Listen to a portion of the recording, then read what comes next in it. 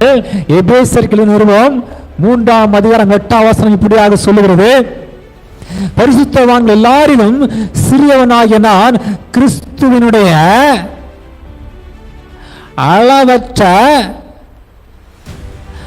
ஐஸ்வரியத்தை புறஜாதிகளிடத்தில் சுவிசேஷமாய் அறிவிக்கிறதற்காக இந்த கிருபை எனக்கு அளிக்கப்பட்டிருக்கிறது. பவுல் எதை சுவிசேஷம் அறிவிக்கிறாரா? கிறிஸ்துவனுடைய ஐஸ்வரியத்தை, கிறிஸ்துவனுடைய அளவற்ற ஐஸ்வரியத்தை பவுல் புறஜாதிகளிடத்துல, தேவனை அறியாதவர்களிடத்துல, யூதர்கள் அல்லாதவர்களிடத்துல சுவிசேஷமாய் அறிவிக்கிறார், நற்செய்தியை அறிவிக்கிறார். அதுதான் சுவிசேஷம். கிறிஸ்துவனுடைய அளவற்ற ஐஸ்வரியத்தை அறிவிக்கிறது என்னது? சுவிசேஷம்.